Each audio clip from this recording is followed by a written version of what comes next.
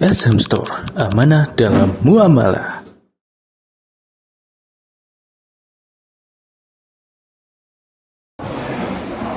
Alhamdulillah alladzi bi ni'matihi tatimmus shalihat.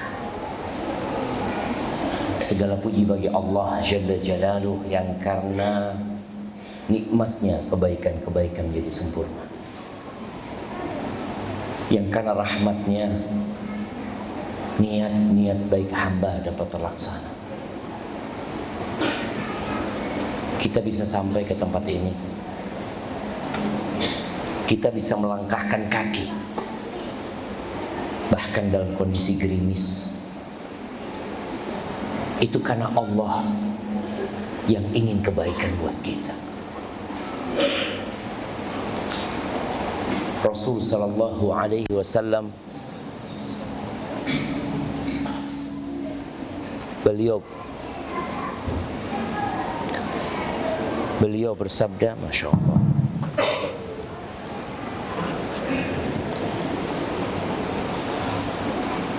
Rasulullah sallallahu alaihi wasallam bersabda, man yuridillahu bihi khairan yufaqihu fiddin.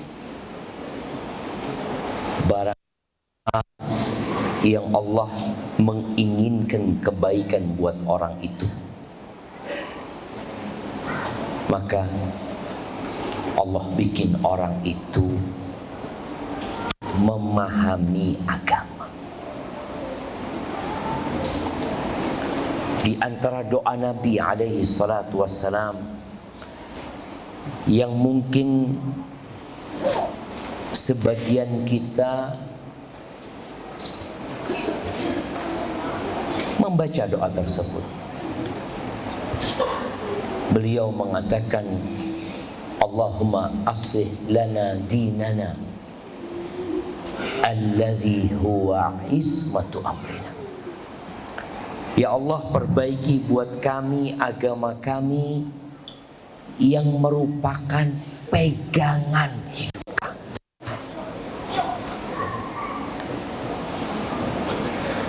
Manusia secerdas apapun, tanpa bimbingan agama, maka boleh jadi dia lebih buruk daripada binatang. Maka kita bersyukur kepada Allah tatkala Allah menggerakkan hati kita, kemudian kita dapat melangkahkan kaki ke rumah Allah ini untuk belajar agama. Sebagian orang ada yang berpendapat bahwa belajar agama itu membuat kita jadi nggak toleransi. Bahkan kalau kita melihat tulisan-tulisan para orientalis, ada sebuah yayasan Rand Corporation yang ada di Amerika,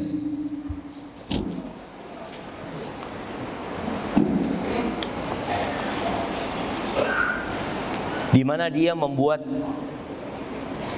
ya apa suaranya coba?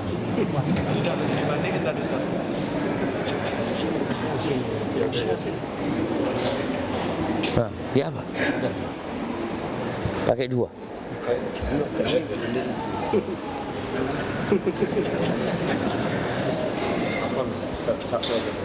Hah? Yang wireless. Yang wireless saja. Udah, ya udah.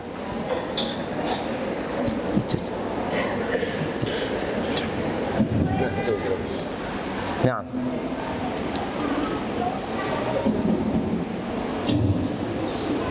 loh. Bismillah. Enak mana jemaah? Bismillah. Oh, nanti kita. Ini yang wireless mau habis baterainya kayaknya. Sampai mana kita tadi jemaah? Ada sebuah Rand Corporation yang ada di Amerika, sebuah lembaga yang memang biasa memberikan kebijakan-kebijakan kepada pemerintah Amerika. Mereka menyebut, Masya Allah, Anak kayaknya minum dulu ya.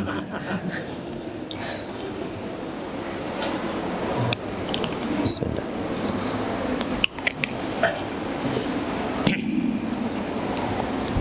Di sana disebutkan bahwasanya salah satu yang menyebabkan munculnya aliran yang menyimpang, teroris umpamanya, aliran fundamentalis itu karena belajar agama.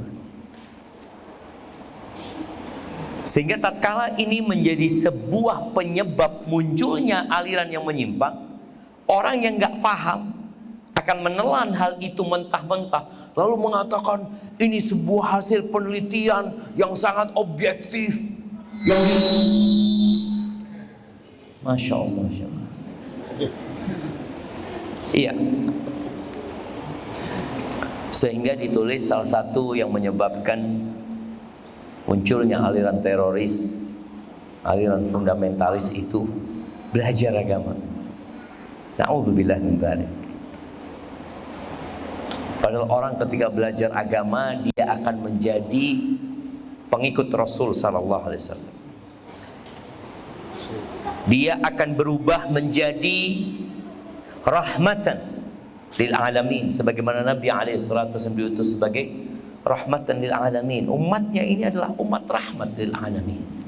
Orang yang belajar agama setengah-setengah, yang belajar agama hanya menjadi sampingan, yang sekedar formalitas, maka dia yang akan menyimpang dalam kehidupan ini. Maka kita bersyukur kepada Allah Azza wa Jalla tatkala sebagian kita sudah putih jenggotnya, mau duduk belajar agama. Sebagian kita yang mungkin dia sibuk mencari dunia, belajar ilmu dunia, dia tetap mau duduk di rumah Allah. Ngapain belajar agama dia? Allahumma salli wa sallim ala abdika wa rasulika sayyidina wa maulana Muhammadin wa ala alihi wa ashabihi ajma'in, amma ba'd. Baik, Anda lihat ada yang berdiri di sana. Sebenarnya Anda lihat masih bisa di dalam ini untuk masuk, yang di luar sana. Mungkin bisa merapat jemaah. Nah.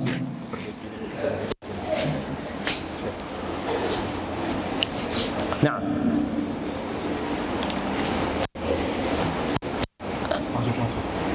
Baik, yang di luar mungkin bisa masuk. Ada tempat nggak di sini? Masih banyak yang kosong aja. Iya. Yang mau masuk ya, yang tetap mau di luar nggak apa di luar. Baik. Arti sebuah identitas. Negara kita itu membuat paspor kalau kita keluar negeri. Itu identitas kita. Maka tertulis di sana nama kita, kemudian tanggal lahir kita, nasionalisme kita, ditulis di sana. Dan itu penting. Sedangkan kita sebagai seorang muslim, kita punya identitas yang melewatin semua identitas yang dibuat oleh manusia.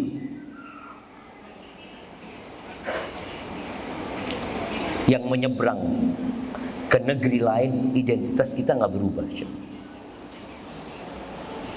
Buat seorang muslim, Indonesia sama Malaysia sama aja. Itu kalau bicara muslim. Indonesia sama Amerika sama aja. Kita ketemu saudara kita di Amerika Muslim, kita saudara. Dimanapun kita berada, yang namanya agama ini tetap menjadi identitas kita. Namun kita berada di masa di mana sebagian Muslim malu untuk menunjukkan identitas dia, atau bahkan dia sudah nggak punya identitas.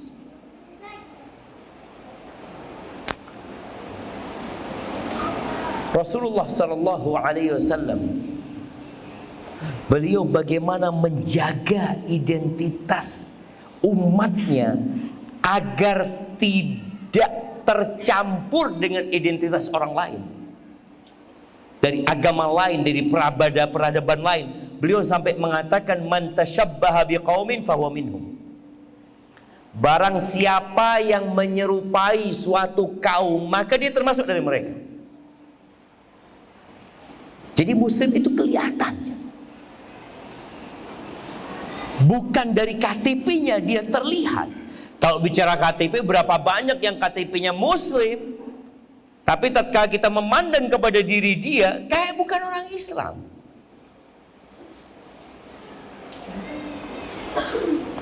Rasul sallallahu alaihi wasallam mengatakan, khaliful musyrikin.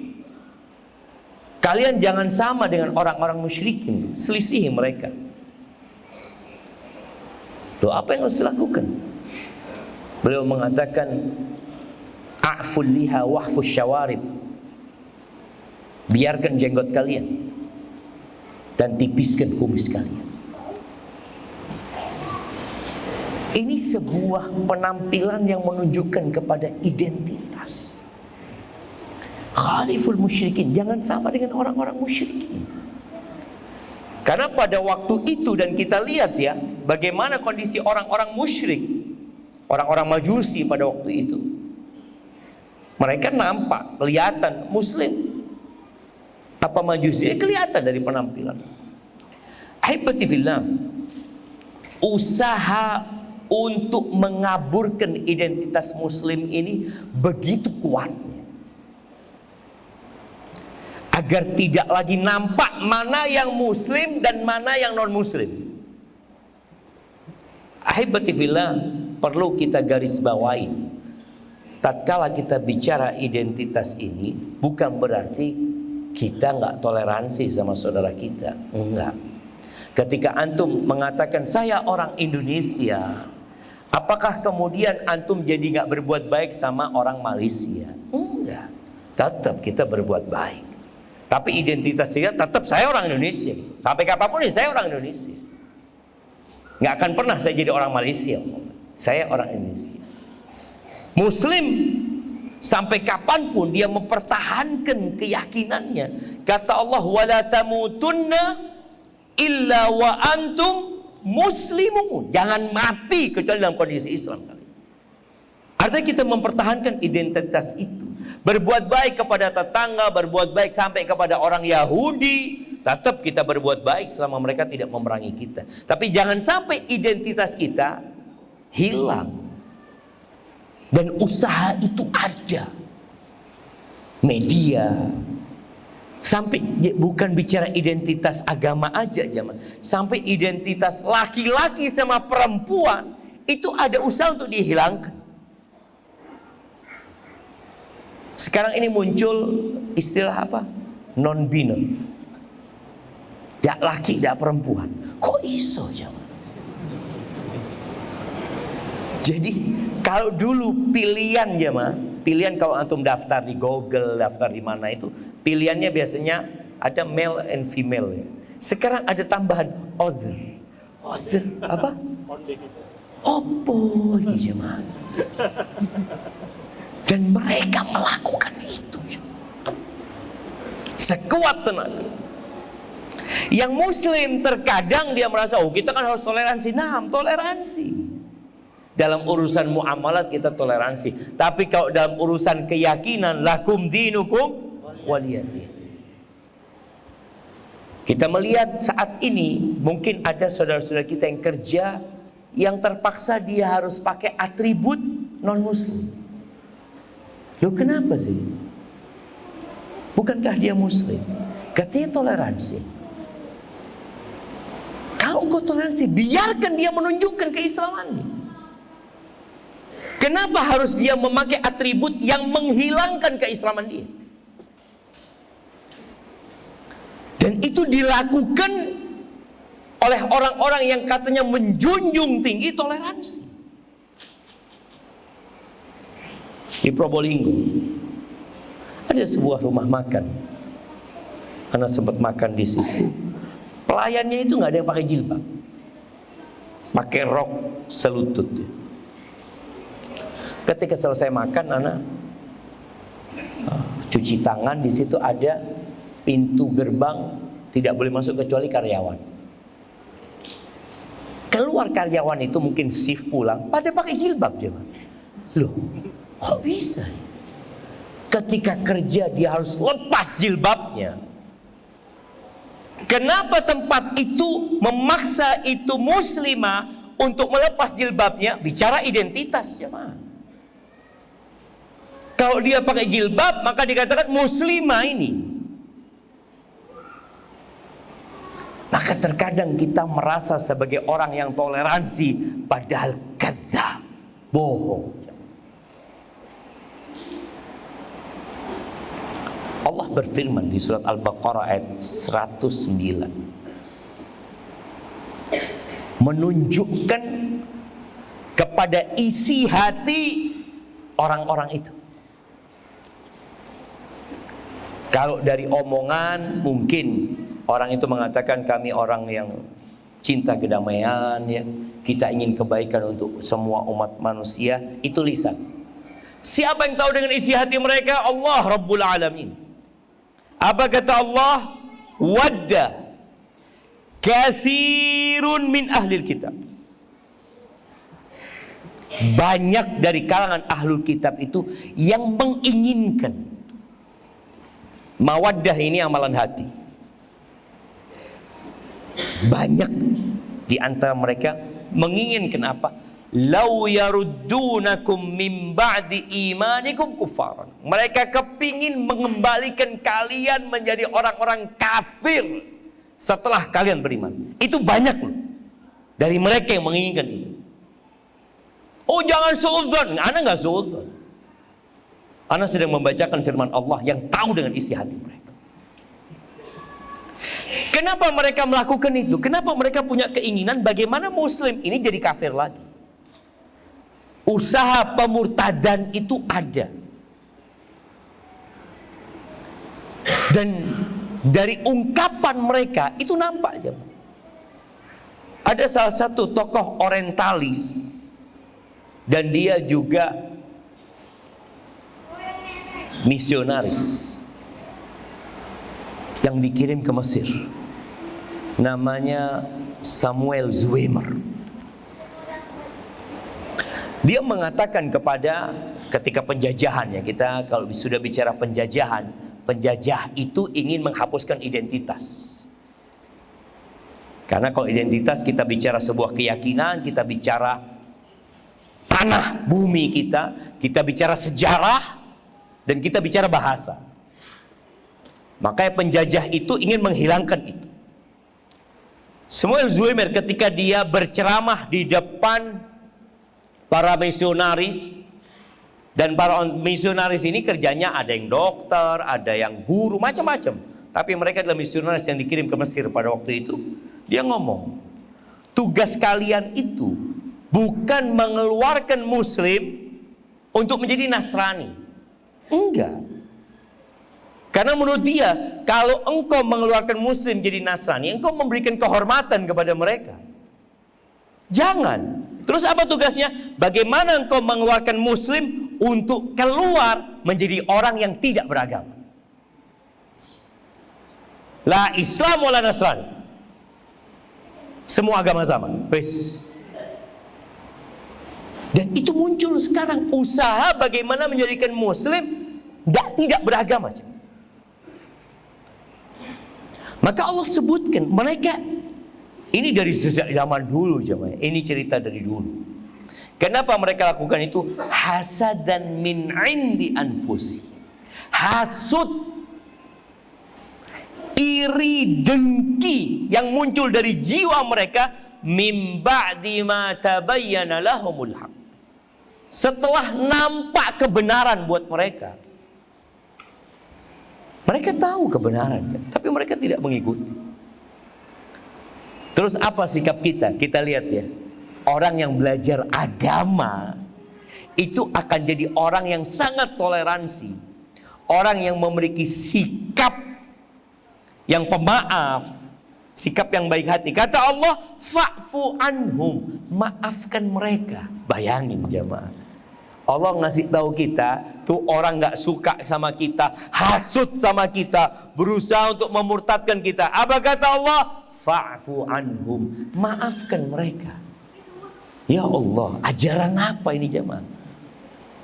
Yang begitu indahnya nyuruh kita maafkan. Ini dalam bab muamalah, ya udahlah, maafkan mereka. Fa'fu wasfahu. Gak usah dikasih hukuman, gak usah diributkan, sudah. Hatta ya'ti Allah bi amrih, sampai Allah datang dengan keputusan darinya. Innallaha ala kulli syai'in qadir.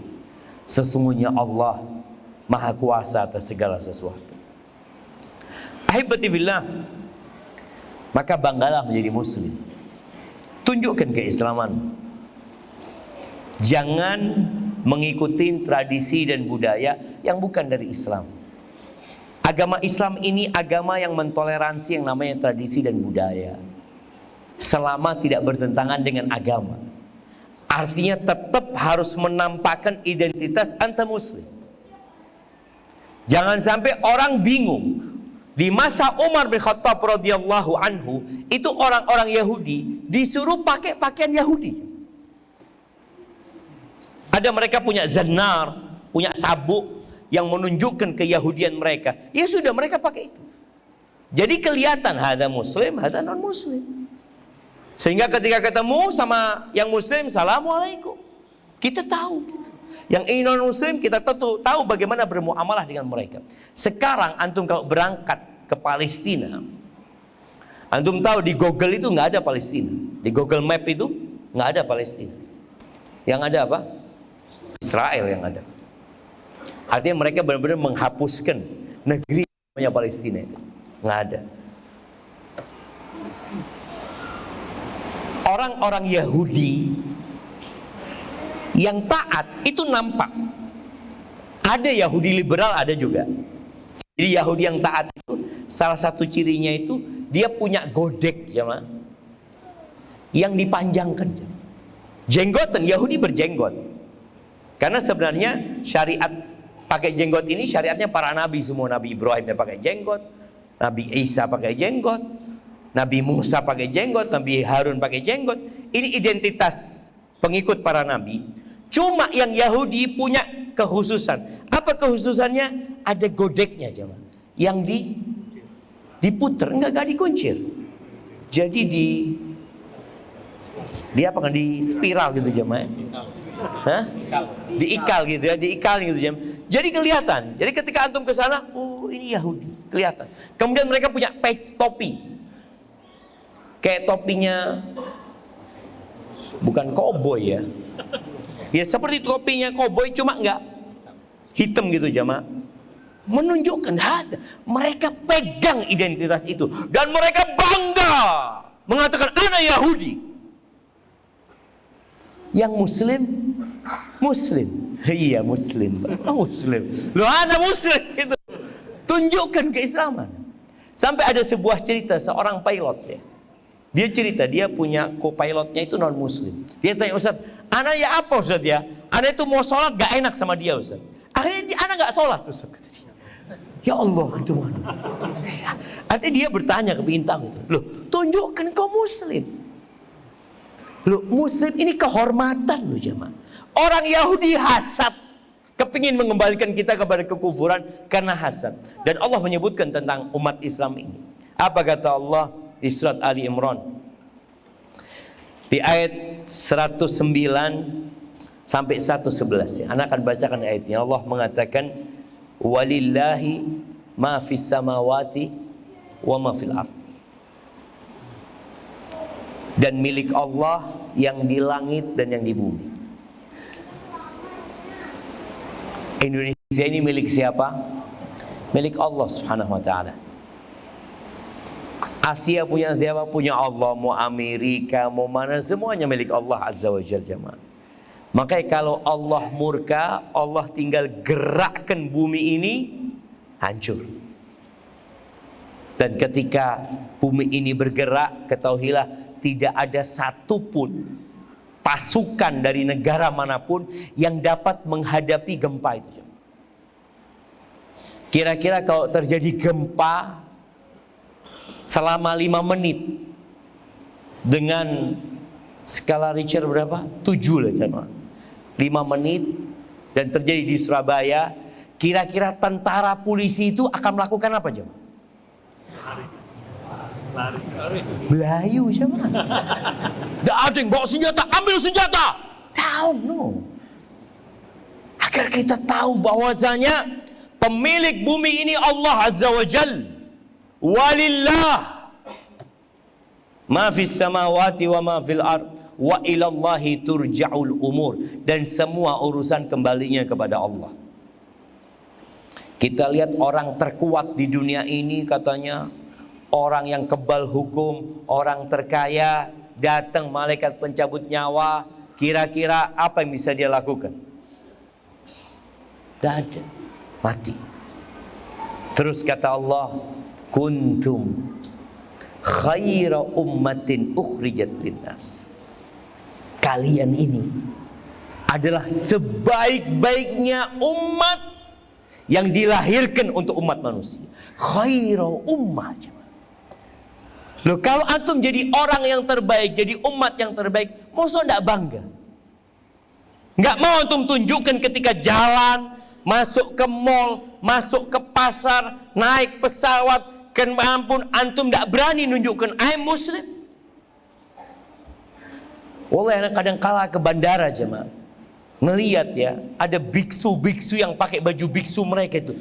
Loh, bangga mereka dengan baju mereka jemaah. Bangga mereka. Di airport pakai sandal jepit mereka jemaah. Pakai baju itu untuk menunjukkan identitas mereka, mereka bangga. Yang Muslim tidak ketoan oleh orang Islam. Isinan. Wallahi jemaah. Artinya kemana kita? Kalau kita umat yang terburuk, pantas malu. Pantas malu. Jadi kalau kita itu umat yang terburuk, yang banyak melakukan kesalahan ini itu, kita sembunyikan identitas kita. Kita pakai bajunya orang lain, pantas. Makanya kadang-kala jemaah, ada orang yang nggak bangga dengan bahasa dia. Dengan bahasa dia nggak bangga. Contoh, umpamanya ana, Ustaz, dari mana Ustaz? Surabaya. Wah, Surabaya mana Ustaz? Jember. Ya, sejak dari mana Jember masuk Surabaya? Ya katakan Jember, saya dari Jember gitu jemaah. Kenapa? Karena ada orang yang melihat bahwa saya daerah dia itu daerah yang kampungan ya, yang ini itu. Akhirnya dia ingin pakai identitas orang lain, tapi tetap kelihatan. Enggak. Maka katakan, ana Muslim jemaah. Kuntum khaira ummah ukhrijat linnas. Umar bin Khattab radhiyallahu taala anhu, pada tahun 15 Hijriah kira-kira, ketika dia menerima kunci Masjidil Aqsa. Jadi Umar tuh berangkat dari Madinah jemaah menuju ke Syam, menuju ke Masjidil Aqsa, naik onta gantian sama budak. Ketika masuk ke dekat sudah dengan Masjidil Aqsa, itu waktu budaknya yang naik. Umar jalan kaki. Umar ini botak jemaah, Umar ini. Tahu-tahu lewat genangan air. Karena lewat genangan air, sandalnya Umar dipegang. Kemudian dia masuk ke genangan air itu jemaah, sampai ngelewatin sana. Terus di situ sedang disambut. Sama siapa? Sama Abu Ubaidah Amir bin Jarrah, salah satu sahabat yang dijamin masuk surga radhiyallahu taala anhu. Sedangkan negeri Syam ini yang dikuasai oleh Romawi, mereka itu lebih suka menunjukkan penampilan, pakaian ya. Kalau rajanya pakai mahkota untuk Masya Allah. Dari tadi suaranya kemana nih? Nah, jadi untuk menunjukkan kemewahan mereka, Abu Ubaidah melihat Umar, sandalnya dipegang, coba ya, ontanya dibawa, dan Umar yang jalan kaki. Kata Abu Ubaidah, ya Amirul Mukminin, Amirul Mukminin, kalau engkau nggak kayak gitu, maksudnya kelihatan sama pemuka-pemuka, tokoh-tokoh dari orang-orang Nasoro, dari Romawi ini seperti itu. Kata Umar, "Lau kana ghairuka ya Abu Ubaidah." Kalau yang ngomong itu bukan engkau, sudah mau dikasih hukuman sama Umar bin Khattab. Apa kata Umar mengatakan? Nahnu qaumun a'azzanallahu bil Islam. Kita nih adalah orang-orang yang dimuliakan karena Islam, bukan karena harta, bukan karena bangsa, bukan karena tanah, tapi karena Islam. Famahma btaghaina al-izzata fi ghairihi adzallana Allah. Kalau kita mencari kehormatan, mencari kemuliaan di selain Islam, pasti Allah menghinakan kita. Siapa saja yang mencari kemuliaan tidak dengan Islam, tapi dengan jabatan dia, dengan harta dia, dengan kawan-kawan dia, dengan kesukuan dia, dengan etnis dia, tunggu waktunya, Allah akan menghinakan. Kenapa? Allah katakan kuntum khaira ummatin ukhrijat linnas. Kalian ini umat terbaik yang dikeluarkan untuk umat manusia, dilahirkan untuk umat manusia. Apa yang kalian lakukan? Ta'muruna bil ma'ruf wa tanhauna 'anil munkar wa tu'minuna billah. Kalian beramar ma'ruf. Nih, muslim itu, muslim, identitas muslim itu kalian bawa. Dimanapun dia berada, dia amar ma'ruf nahi munkar. Dia selalu memperbaiki, nggak ngerusak. Kalau ada muslim ngerusak, ada masalah dengan keislaman dia.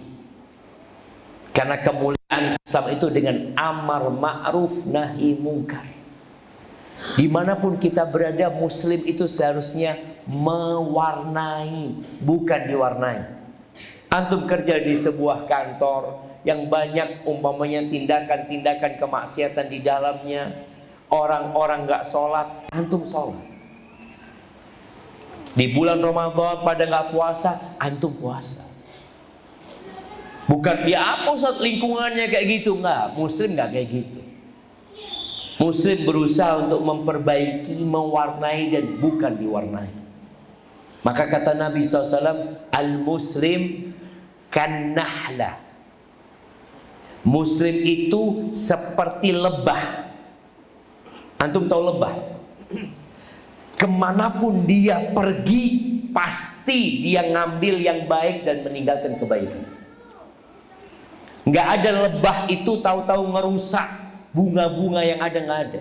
Dia datang ke bunga, dia ambil yang baik, dia tinggalkan yang baik. Bagaimana bunga-bunga itu ketika ada lebah? Lebah itu datang, pulang lebah itu, bunga itu jadi buah. Subhanallah, itu lebah. Dan kita seperti itu, nggak ada yang ngerusak lebah itu. Dan Nabi juga mengatakan alaihi salatu wassalam, al-mu'min kan nahlah.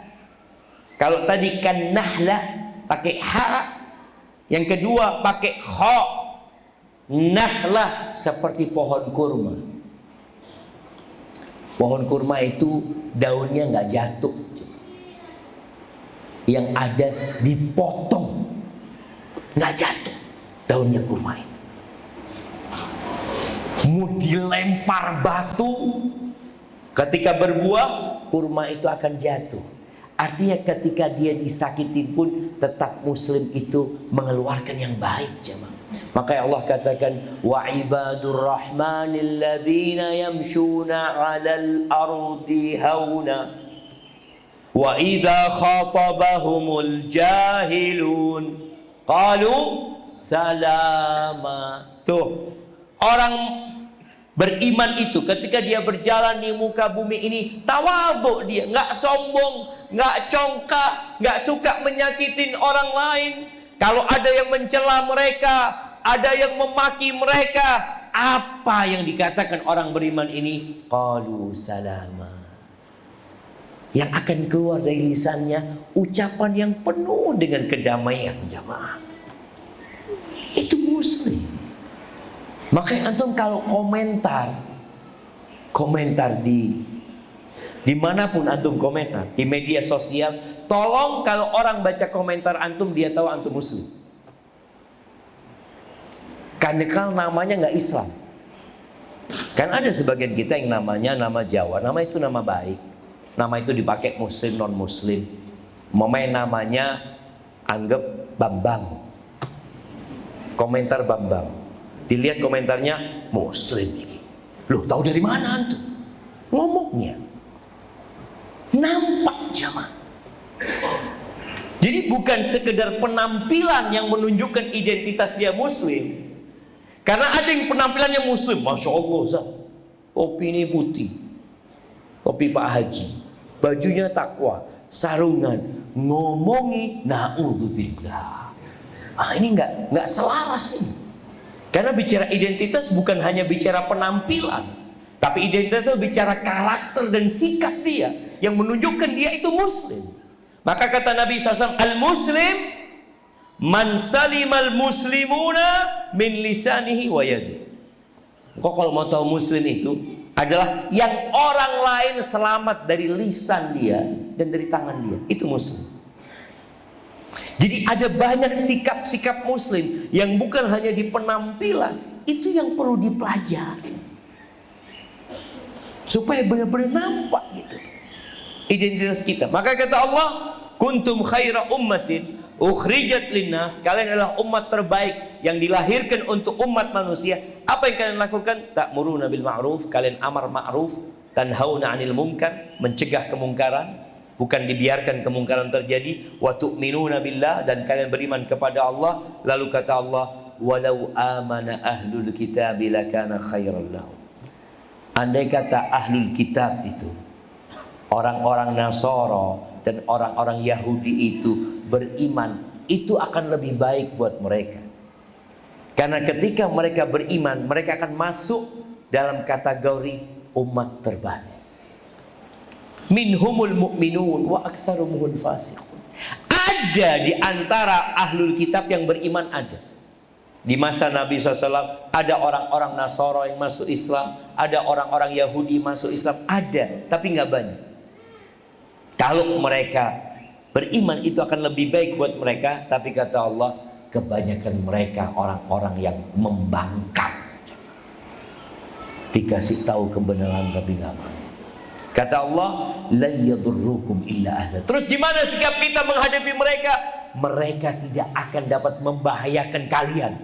Ya, kecuali mungkin tersakiti sedikit, nggak akan, tapi membahayakan kalian. Wa yuqatilukum yuwallukumul adbar. Kalau mereka memerangi kalian, mereka akan kabur. Itu tatkala umat Islam bangga dengan keislamannya.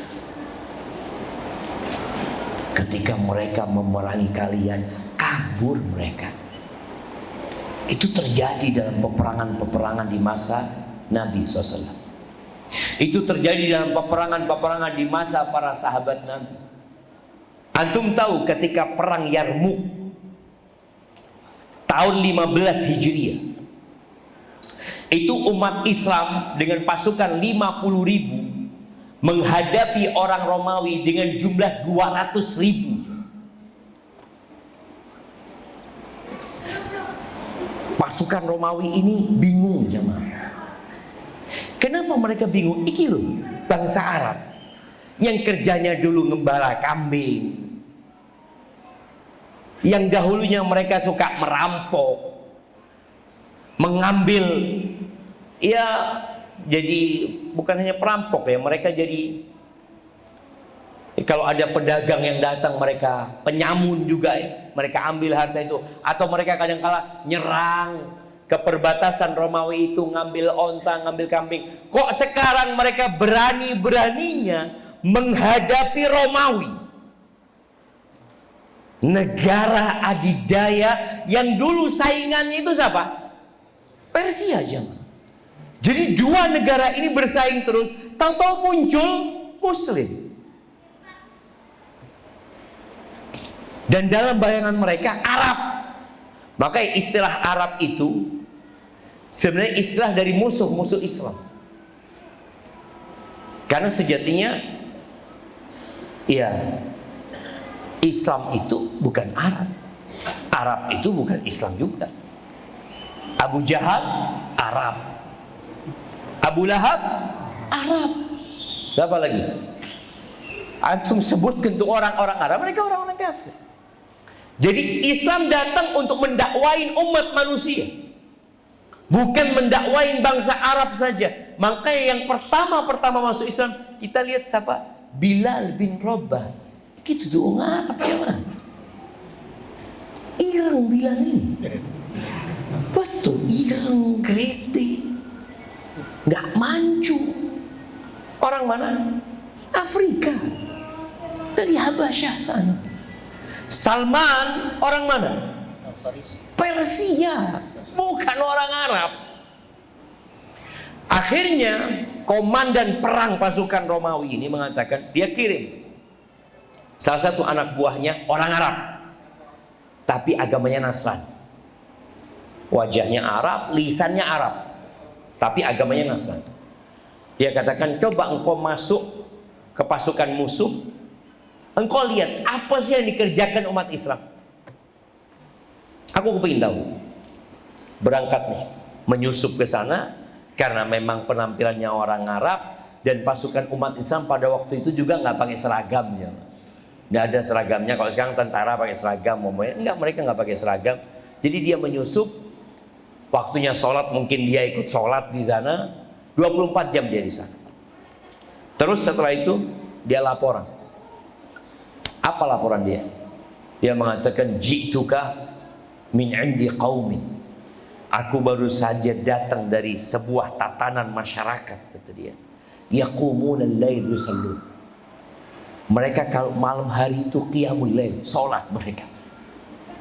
Wa yasumuna an-nahar. Kalau siang mereka puasa. Dia mengatakan ruhbanul lail wa fursanun nahar.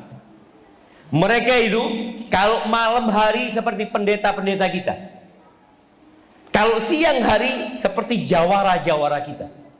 Jadi kalau di umat Nasrani itu, Romawi itu, ada yang pendeta, ada yang jawara. Tapi kalau di umat Islam, ya mereka itu kalau malam hari seperti pendeta, kalau siang hari seperti jawara. Jadi satu orang menggabungkan dua ibadah tadi. Qiyamul lail, waktunya perang, dia perang. Makanya 50.000 pasukan umat Islam ini bukan tentara aja, mah. Ada yang guru ngaji, ada yang petani, ada yang pegawai. Pokoknya di panggilan jihad mereka berangkat.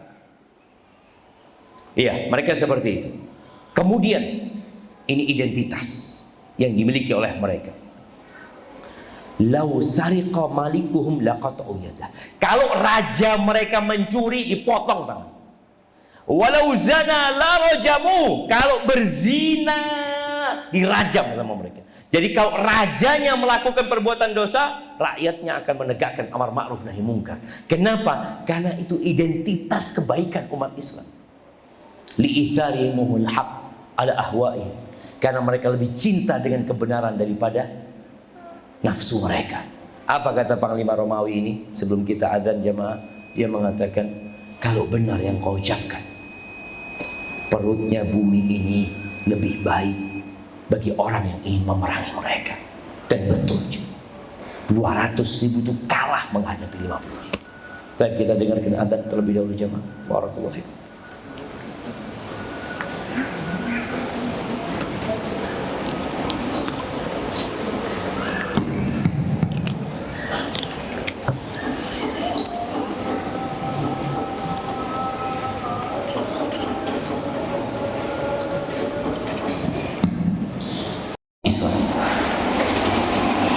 Dari sisi identitas Islam ini ikut negeri masing-masing. Indonesia, Islam Indonesia. Mungkin nanti Australia ada Islam, Islam Australia. Arab, Islam Arab. Di tahun 1967, Menteri Luar Negeri Israel itu pernah menyampaikan pidatonya di Bristol University di Amerika sana. Dia mengatakan yang maknanya bahwa sebagian pemimpin Arab itu setelah kekalahan mereka dari Israel, mereka itu berusaha untuk mengenali nasab Islam mereka. Nasab Islam mereka. Jadi kalau antum tahu jamaah, jadi penjajah itu selalu berusaha agar setiap negeri Islam yang mereka jajah pada waktu itu, agar mereka lupa dengan Islam, tapi kenal dengan yang sebelum Islam. Kayak di Mesir, bagaimana orang Mesir itu bangga dengan Fir'aun, dibikin sama penjajah pada waktu itu, bangga dengan piramid-piramid mereka, padahal itu simbol kekufuran yang ada pada waktu itu, daripada dengan Islam mereka. Pokoknya di setiap negeri yang mereka jajah, mereka berusaha, ya, arkeolog mereka untuk menumbuhkan sebenarnya negeri ini kemana sih, afiliasinya dulu itu kemana.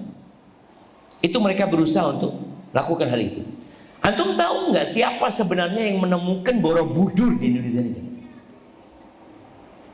Penjajah, Belanda. Yang awalnya masyarakat Indonesia nggak peduli sama itu. Mereka sudah Muslim, kebanyakan di Jawa apalagi. Itu Belanda, baca sejarah. Baik, di sini Menteri Luar Negeri Israel ini mengatakan sebagian pemimpin bangsa Arab itu berusaha untuk mencari tahu nasab keislaman mereka setelah mereka kalah. Dan itu sangat berbahaya untuk kedudukan Israel.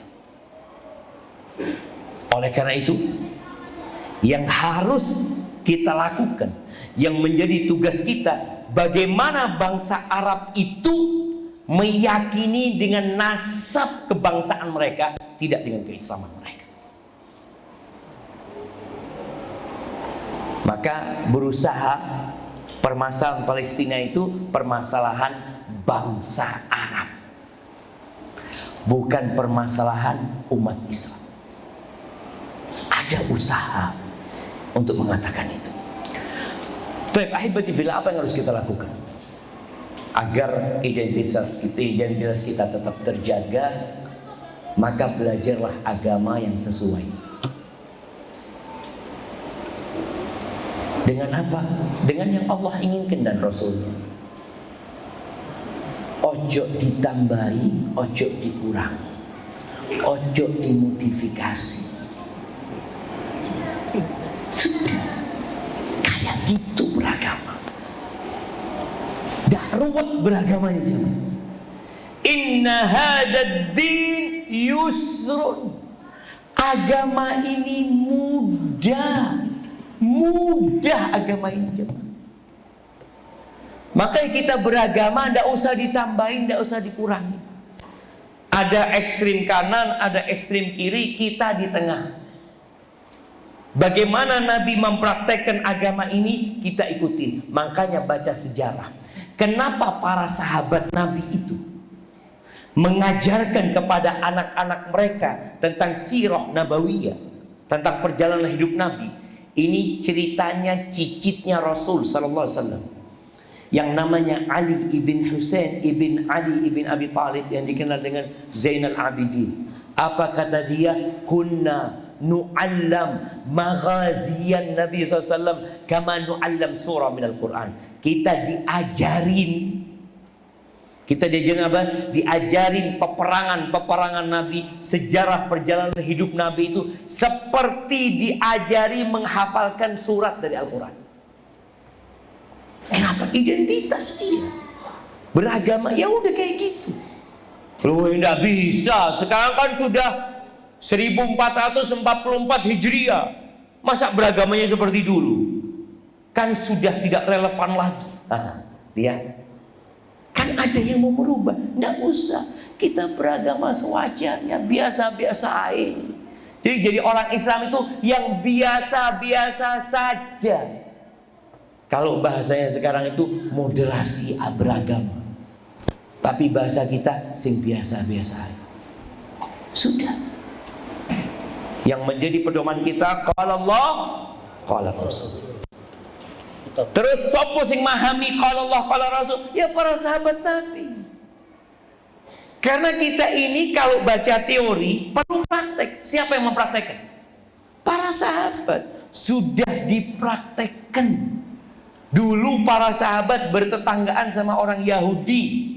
Mereka hidup berbangsa, bernegara sama orang Yahudi. Bayangin ya. Jadi sebagian orang kan berpikir, loh dulu kan nggak ada cerita itu. Kata siapa dah ada cerita itu? Makanya baca sejarah. Nabi itu bertetanggaan sama orang Yahudi di Medina. Para sahabat Nabi bertetanggaan sama orang Nasoro di Mesir. Bertetanggaan sama orang Nasoro di Palestina, kumpul sama orang Yahudi. Subhanallah. Bagaimana mempraktekkan Islam? Ya udah kayak gitulah. Dan alhamdulillah aman, tentram. Kalau ada yang menyimpang, yang ikut teroris, fundamentalis, itu karena belajar agamanya tidak sempurna. Maka kata Allah, ya ayyuhalladzina amanu udkhulu fis silmi kafah. Masuklah Islam kafah. Ojo separuh Islam. Separuh Islam, separuh liberal. Enggak. Full jadi umat Islam. Barakallahu fiik. Itu mungkin dapat Anda sampaikan. Anda akan jawab beberapa pertanyaan yang masuk di sini. Anda izin bertanya, rumah Anda depan gereja, dan kalau Natal sering dikasih hadiah dan makanan.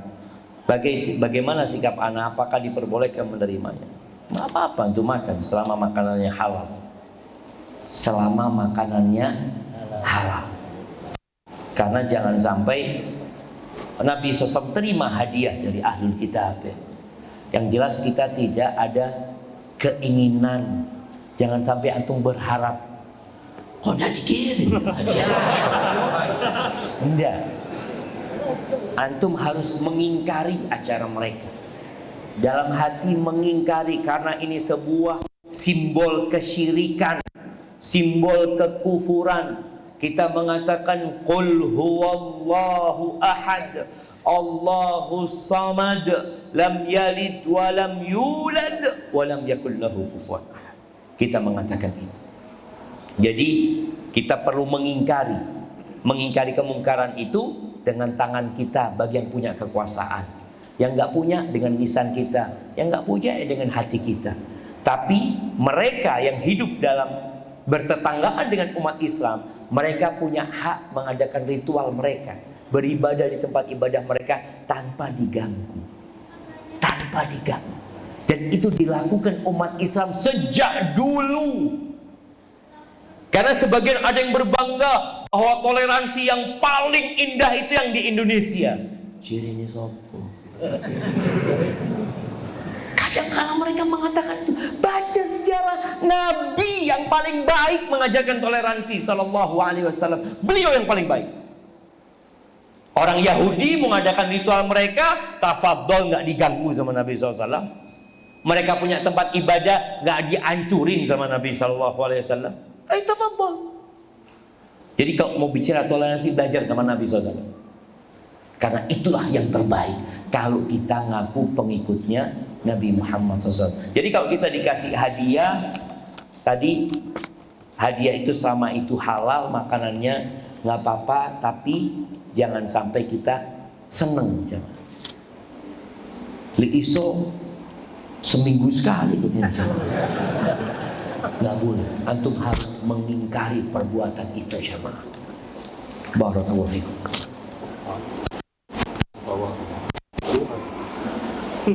Nah, Ustaz, Ana telah lulus dari perguruan tinggi negeri di Surabaya. Alhamdulillah.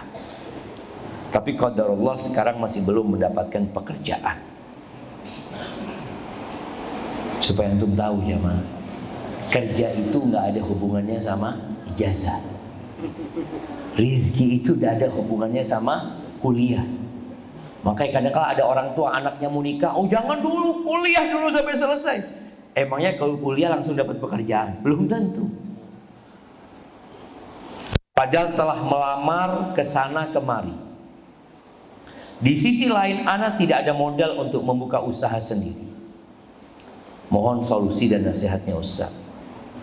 Karena qadarullah, Abi di rumah tersiksa karena memiliki penyakit stroke 4 tahun. Darah tinggi, glukoma sehingga mata sebelah kanannya telah buta. Dan sekarang sudah mulai merambat ke mata kirinya. Mohon doanya Ustaz untuk kesembuhan Abi ana. Jazakallah khair. Syafahullah syifaan ajallah masyfi mardana wa mardal muslimin. Yang kedua, bagaimana hukumnya berjualan di dekat tempat ibadah orang kafir ya Ustaz? Kemarin sempat bertanya ke Ustaz lain tapi belum menemukan jawaban. Barakallahu fiik. Iya, ahibati fillah. Rizki itu bukan hanya dengan bekerja. Ada orang bekerja nggak digaji karena perusahaannya bangkrut. Terus selain bekerja ada banyak pintu-pintu rezeki. Yang pertama istighfar. Antum perbanyak istighfar. Antum tahu semut-semut itu siapa yang kasih rezeki? Allah Subhanahu wa ta'ala. Antum tahu kelelawar itu jamaah? Siapa yang kasih dia rezeki? Orang itu kadang kala ya buahnya dibungkus supaya gak dimakan, kelelawar sama dia. Tapi tetap kelelawar ada rezekinya. Allah yang kasih rezeki. Wa ma min dabbatin fil ardi illa 'ala Allahi rizquha. Allah yang nanggung rezeki. Baik. Perbanyak istighfar, mohon ampun sama Allah. Allah janji dan Allah tidak pernah ingkar janji. Apa kata Allah? Faqultu astaghfiru rabbakum innahu kana ghaffara yursilis sama 'alaikum midrara wa yumdidkum bi amwal wa banin wa yaj'al lakum jannatin wa yaj'al lakum anhar. Allah janji kalau kalian beristighfar, bertobat, mohon ampun sama Allah, Allah mudahkan rezeki. Maka perbanyak istighfar. Habis sholat duha, antum duduk, baca yang dibaca Nabi SAW.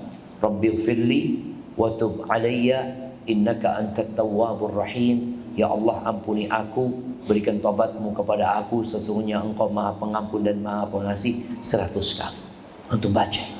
Nabi baca itu sallallahu alaihi wasallam. Yang kedua, tawakal.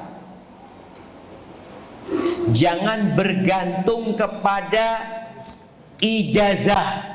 Saya 4 tahun kuliah. Jangan. Karena sebagian orang itu memang dalam hatinya, nanti saya akan melamar kerja dengan apa? Ijazah. Dia bergantung ke sana. Maka dia datang ke sana, tunjukkan. Jangan bergantung sama ijazah. Terus bergantung sama apa? Dengan keahlian antum, jangan. La keahlian, wala ijazah, wala manusia, wala kenalan, wala siapapun. Bergantung sama Allah Azza wa Jalla. Yakin hanya Allah yang bisa ngasih antum pekerjaan. Maka yang kedua, bertawakal kepada Allah. Kata Nabi SAW, "Lau annakum tawakkaluna 'ala Allah haqqa tawakkulihi la razaqakum kama yarzuqut tayr taghdu khimasan wa taruhu bitanan." Kalau kalian bertawakal kepada Allah dengan sebenar-benarnya tawakal, Allah akan kasih rezeki kalian seperti Allah ngasih rezeki burung.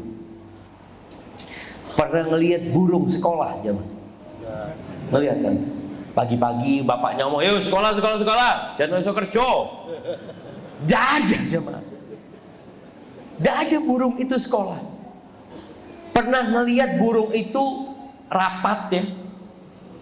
Iki musim udan nih jamaah. Ya boleh isu udan boleh rezeki ini. Tidak ada jamaah. Tidak ada burung mikir beli kulkas wala apa, nyimpen makanan nggak ada. Artinya burung itu ketika cari makan di pagi hari umpamanya, dia nggak mikir sesuk ya boleh udan, nggak ada. Dia makan hari itu, besok Allah. Dan Allah kasih rezeki jemaah. Dan bagaimana petani ini jemaah berusaha untuk menghalangi burung manu emprit gitu ya, supaya tidak makan di sawahnya mereka. Masya Allah, dikasih jaring jemaah, jaring. Apakah kemudian burung rizkinya habis? Anda ada rizkinya. Yang nanggung siapa? Allah Azza wa Jalla. Dan antum akan tetap hidup selama rizki antum ada. Dan bayangkan ya, dia yang bertanya ini sampai hari ini masih bisa nulis pertanyaan. Padahal tidak jadi mau kerja loh jemaah. Berarti masa ada rizkinya antum, alhamdulillah. Maka bersyukur sama Allah. Tinggal tadi hilangkan ketergantungan antum sama ijazah, tapi bergantung sama Allah Azza wa Jalla. Yang ketiga, bertakwa sama Allah. Bangun malam lah antum, sholat malam, minta sama Allah Azza wa Jalla. Yang keempat, silaturahim. Antum ngelihat bapak antum, jadikan bapak antum ini ladang pahala buat antum. Boleh jadi Allah belum kasih rezeki sama antum, mungkin karena antum kurang berbakti sama abah. Manfaatkan antum di rumah sekarang untuk berbakti sama abah antum, pijetin kakinya, doakan dia. Dan biasanya jamaah anak ini, kalau bapaknya sakit-sakitan, ya Allah mungkin kematian lebih baik buat bapak. Alhamdulillah. Antum doakan semoga panjang umur kalau memang itu baik buat dia. Adapun kalau tadi bekerja jualan di dekat tempat ibadah orang lain, bebas kita berjualan dimanapun selama tidak ada unsur mendukung untuk peribadatan mereka. Barakallahu fikum. Saya pemuda muslim, saya mohon nasihat untuk saya dan para pemuda muslim lainnya agar menata kembali niat hijrah hanya karena Allah Azza wa Jalla, bukan untuk mengharap dunia. Dan hal-hal apa saja yang paling harus dipelajari ketika awal-awal hijrah. Ya jemaah, kalau bicara hijrah ini kata Nabi SAW, wal muhajir man hajara manahallahu anhu. Yang disebut muhajir, seorang yang hijrah itu adalah orang yang meninggalkan larangan-larangan Allah Azza wa Jalla. Dan orang yang hijrah niatnya macam-macam. Ada yang niatnya karena pekerjaan, ada yang niatnya karena wanita, ada yang niatnya karena Allah dan mengharapkan keridhaan Allah dan harus siap diuji sama Allah Azza wa Jalla. Allah mengatakan Alif Lam Mim ahasiban nasu ayyutraku ayyaqulu amanna wahum la yuftanun. Apakah manusia mengira dengan mereka mengatakan kami beriman, saya sudah hijrah, saya berubah, mereka nggak diuji, langsung hidupnya senang. Kata Allah, walaqad fatanna alladhina min qablihim fala ya'lamanna Allahu alladhina sadaqu wa la ya'lamanna al-kadhibin. Kami benar-benar telah menguji orang-orang sebelum mereka sehingga muncul dan nampak siapa yang benar-benar beriman dan siapa yang pura-pura beriman. Maka nasihat ana, antum belajar. Kalau bicara apa yang perlu antum pelajarin, pelajaran tentang rukun iman, pelajaran tentang rukun Islam. Itu yang menjadi dasar identitas kita. Pelajarin Al-Quran juz amma, baca sama artinya, sama tafsir. Semoga dengan itu Allah memberikan kekuatan kita untuk hijrah. Para sahabat Nabi yang hijrah, wallah jamaah tidur di masjid. Tidur di masjid mereka. Sebagian 3 hari tidak makan sampai pingsan. Karena antum akan diuji ketika antum menyatakan hijrah kepada Allah Azza wa Jalla. Barakallahu fikum. Bagaimana sikap ana yang menampilkan identitas muslim ana, seperti berjenggot dan tidak ikut tahlilan, tetapi malah difitnah Wahabi karena lingkungan ana belum mengenal sunnah. Iya, yang pertama jemaah, tadi ana sampaikan, identitas itu bukan hanya penampilan, tapi identitas itu lebih kepada sikap dan karakter antum. Antum tunjukkan ketika antum sudah kenal sunnah, udah belajar, antum ikutin perintah-perintah Nabi SAW yang berkaitan dengan tadi umpamanya memelihara jenggot. Tapi Nabi juga menyuruh kita berbuat baik sama tetangga. Nabi nyuruh kita berbagi sama tetangga. Nabi nyuruh kita menyebarkan salam. Antum lakukan itu. Jadi ketika ada tetangga yang meninggal dunia, antum menjadi orang pertama yang takziah. Antum menjadi orang pertama yang menyolatin dia, yang mengantarkan ke jenazah. Antum kirim makanan ke rumah dia. Itu dianjurkan Nabi SAW. Kadangkala kita ini udah kenal sunnah, tapi meninggalkan sunnah. Maka tolong pelajari, kalau ada orang meninggal, apa sunnahnya? Itu yang antum kerjai. Meninggal dunia, suruh istri antum masak, kirim kepada mereka. Mereka sedang kesusahan, atau antum pesankan online, kirim kepada mereka. Atau antum berbagi fulus sama mereka. Dia suruh beli makanan sendiri. Karena Nabi SAW ketika meninggal Ja'far, beliau mengatakan kepada para sahabatnya, Isna'u li ali Ja'far ta'aman. Bikinkan makanan buat keluarga Ja'far. Faqad atahum ma yushghiluhum. Mereka telah ditimpa musibah yang membuat mereka udah kebingungan. Kasih mereka, bikinkan makan. Jadi yang sunnah antum kerjakan, yang tidak sunnah antum tinggalkan. Jadi insya Allah masyarakat itu akan menghargai antum. Kalau antum cuma jenggotnya doang yang panjang,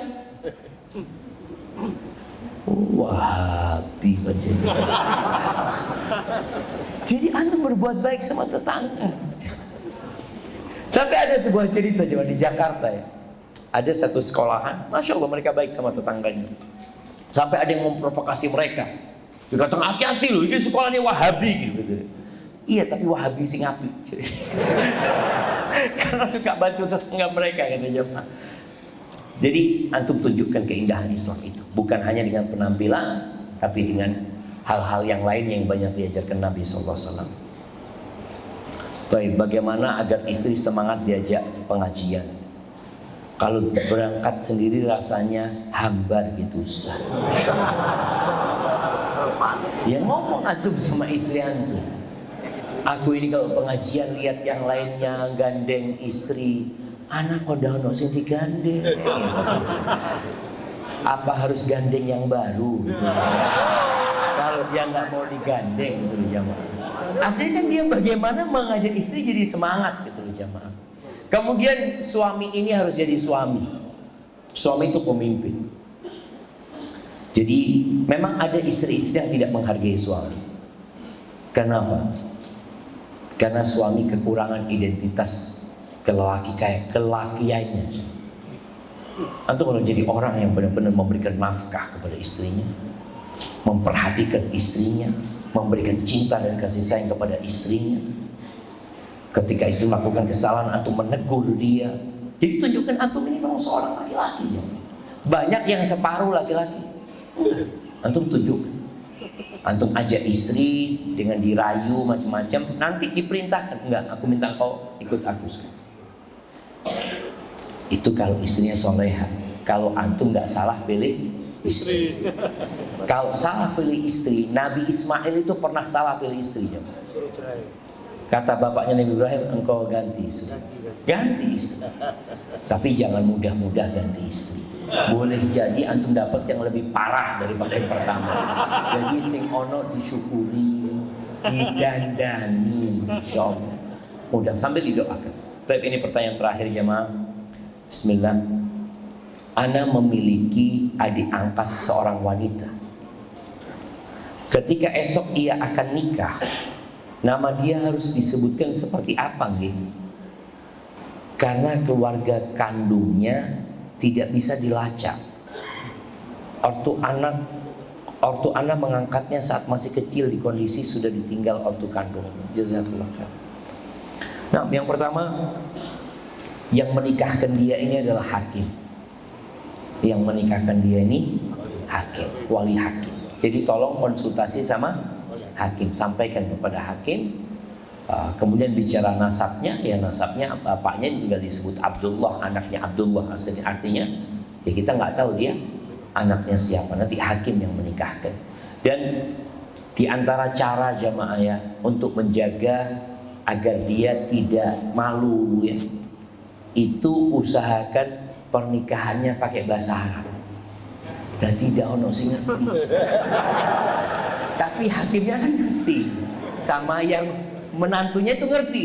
Katanya setelah kan zawwajtuka waqa'tu, masya Allah, barakallahu lak. Ya udah ngerti kabeh.